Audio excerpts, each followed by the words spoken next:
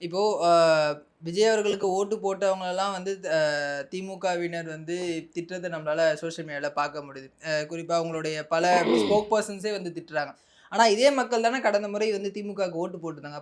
அப்ப மட்டும் அவங்க வந்து கரெக்ட்டா யோசிச்சு முடிவு எடுத்தாங்க. இப்ப மட்டும் வந்து விஜய்க்கு போறதால அவங்க திட்டுறது அப்படின்றது எந்த வகையில நியாயம் அது? சார் முதல் விஷயம் சார், விஜய்யோட ரசிகர்கள் எல்லோரையும், இல்ல விஜய் கட்சி நிர்வாகிகளையோ, விஜய் கட்சி தொண்டர்களையோ நம்ம வந்து தற்குறி அப்படின்ட்டு வந்து எல்லாரும் சொல்றாங்க அப்படிலாம் கிடையாது. என்னன்னா, நீங்க வந்து நெறைய பார்த்துருப்பீங்க. விஜய் ரசிகர்கள்லயே அந்த கூட்டத்துக்கு வரவங்க வந்து எப்படி நடந்துக்கிறாங்க அப்படின்னு இருக்கு. அது வந்து ஒரு ஒரு கட்டுப்பாடே இல்லாத ஒரு ஒரு ம், கூட்டமா ம், இருக்கு. ம். அந்த கட்டுப்பாடுங்கிறது வந்து எல்லா விஷயத்திலயுமே கட்டுப்பாடுங்கிறது இல்ல. ஒரு ஒரு பொண்ணு வந்து நான் விஜய்க்கு ஓட்டு போனாலும் என் குடும்பத்துக்கு விஷம் வச்சுருவேன்னு சொல்லுது. இப்ப நீங்க அத வந்து நீங்க தற்கொலைன்னு சொல்லுவீங்களா? சொல்ல மாட்டீங்களா?